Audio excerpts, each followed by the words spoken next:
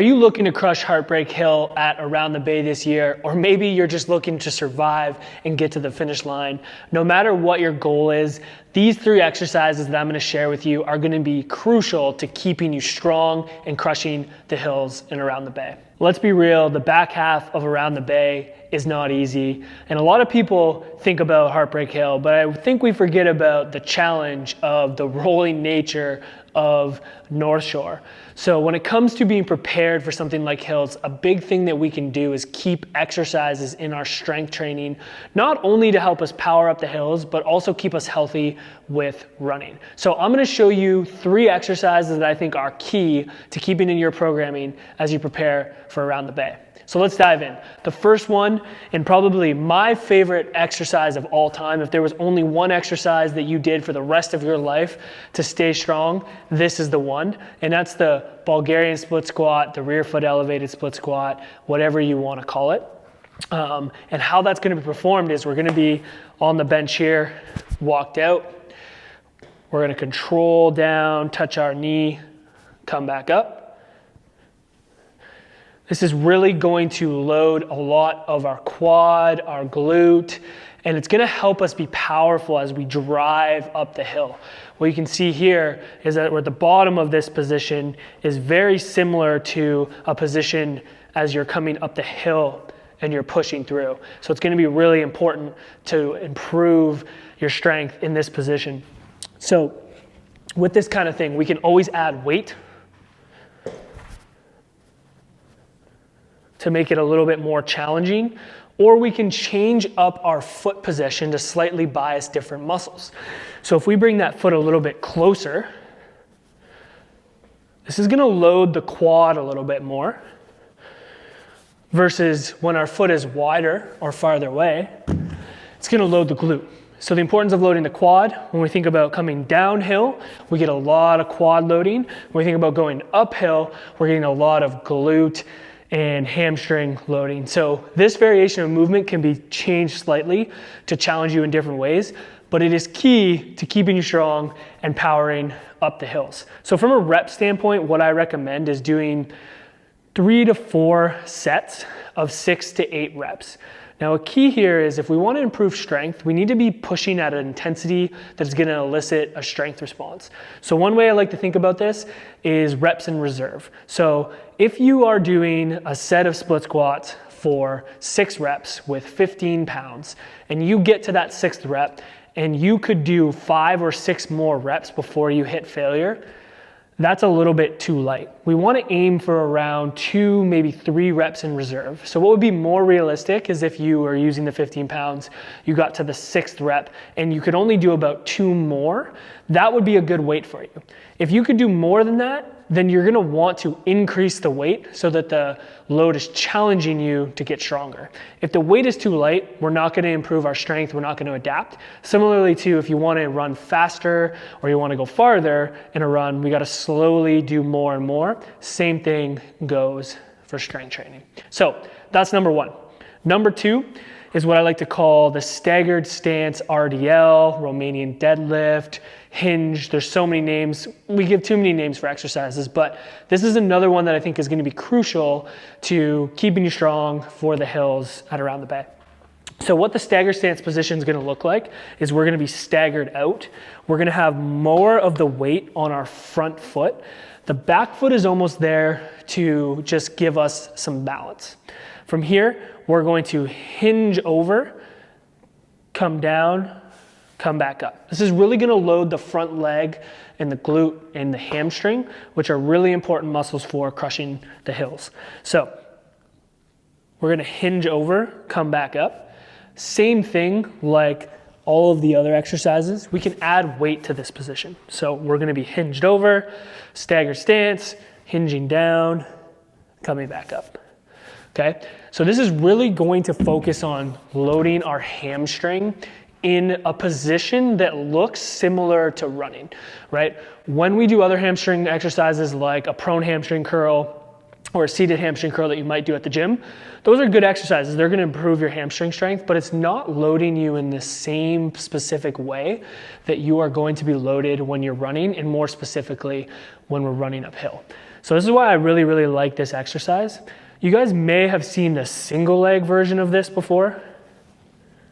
Also like a really good option, but the one thing that I don't like about it when we're trying to build true strength is that balance becomes an inhibitor to us loading heavy.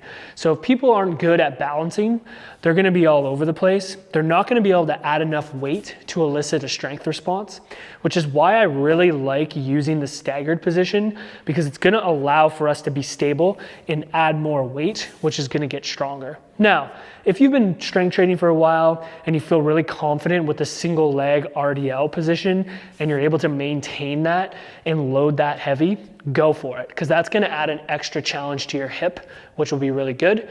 But for most people, I recommend trying the stagger stance position and loading it heavier so that we can improve our strength. Again, from a rep range standpoint, I think we're looking at anywhere between 3 to 4 sets of 6 to 8 reps, aiming for that 2 reps in reserve. I'm gonna reiterate the importance of lifting heavier load and challenging your tissues, because the only way we get strength adaptations, the only way we improve the resilience of our tendons and our ligaments is by gradually loading them more.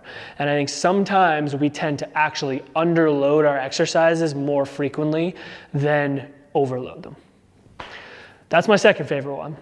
Number 3, we're gonna talk a little bit about the calf. So the calf is a super important muscle that we're gonna wanna load during exercise and to prepare for running.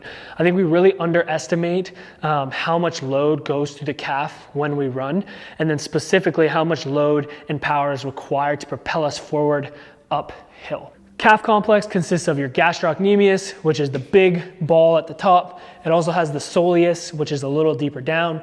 We really want to train both of these. In this exercise, we're going to look at more the gastroc, but you could also add other soleus exercises in. I think we did a free PDF and a blog on this. If you guys want to go check that out on the Movement website, you can look at that for some soleus exercises. But for today, we're going to do a gastroc exercise. And one of my favorites is doing a front foot elevated calf raise.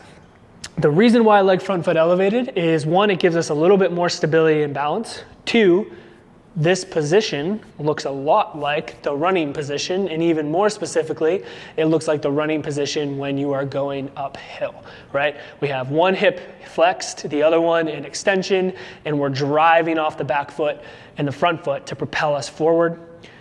We want to try to mimic that position as much as we can in strength training so that it translates over to what we're doing when we're running up Heartbreak Hill. So what it's going to look like is we're going to be nice and tall with our chest, eyes forward. We're going to come up, come back down, and we're going to do your standard calf raise. Again, we're going to probably more than likely want to load this exercise. The reason being is you're probably strong enough to do single leg calf raise on its own. And if you're not, that's definitely an area of opportunity for you to improve on, not only for crushing Heartbreak Hill this year, but also for in reducing the risk of injury and improving your performance. So you can modify this a little bit. So again, what I like about the front foot, 1, you could do no weight. 2, if you're having trouble, you can lean a little bit more forward so that takes a little bit of load off the back foot, but trying our best to keep our chest nice and tall, and we're moving up. That way we can get lots of load coming through just the calf. Another way that we could challenge this exercise and make it a little bit more specific to maybe going uphill is we can use something to elevate our back foot. So what this is going to do is it's going to put us in a little bit more dorsiflexion, which is going to kind of mimic the uphill position as we're running upward. And we can use this. We could use a higher plate, higher wedge, but for this example, I'm going to use this one. And we're going to elevate that toe, and we're going to do a calf raise on the plate. So this just makes it a little bit more specific, a little bit more challenging.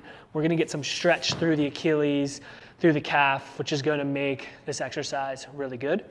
Again, really important that you challenge yourself here with load. I think people do far too light of weight for calf raises. A lot of times they'll do a body weight, which I don't think is enough. So we need to add load. And for this, we're probably looking at anywhere between 8 to 12 reps. Kind of extend that rep range out a little bit if possible, but the effort still needs to be with that reps in reserve of about 2. So again, what that means is that if you're holding 20 pounds in your hand and you get to the 12th rep and you feel like you could do 10 more reps, that's way too light. That means you have 10 reps in reserve. You need to go heavier so you can find the weight that gives you about 2 to 3 reps in reserve. That's a good aim to elicit a strength response, and make sure that you're loading yourself appropriately and not underdosing the movement, which I feel like far too often is what happens. So those 3 exercises are probably my favorite ones to keep in a runner's program. Now, when it comes to exercise, there's so many variations that we can put in to load the body. It doesn't have to be just these 3. There's so many different movements that we could replace. But I think these are good options to keep in if you don't know where to start. If you're unsure of whether you should be doing this exercise or not, feel free to send us an email, DM us on Instagram at @TheMovementPTs. We would be more than happy to help you out because there's plenty of different things that we can do. But I think if you keep these 3 exercises in your strength program leading into Around the Bay, you're gonna feel much stronger, much more powerful as you crush Heartbreak Hill, and you'll get to the top. You won't be winded. Well, you'll probably be winded, but you'll be feeling strong. You'll be able to pick yourself back up, and you'll be able to sprint by that Grim Reaper at the top of that hill laughing because you kept all of these exercises in.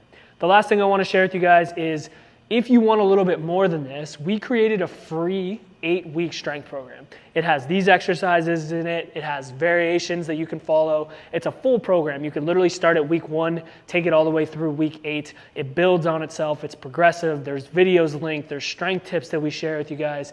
It has everything that you need to start a strength plan, and it's specifically geared towards runners, created by runners, which makes it a lot easier to implement into your current training for Around the Bay. So if you want that, you can grab it in the description. It's completely free, no strings attached. Grab it, try it out, let us know what you think. We'd really appreciate any feedback, and hopefully we see you guys at Around the Bay absolutely crushing the hills. If you guys like this video, you have a friend that's running Around the Bay and they are worried about those hills, send them this video, share it with them so they can get the exercises as well. Make sure you like, comment, subscribe, all that fun stuff. We're gonna keep some videos rolling around the Bay, helping you guys get prepared. It's such a great event in Hamilton. We're super looking forward to Around the Bay this year. Thanks so much for tuning in, guys. Get after it, stay strong. We'll see you in the next one. Peace.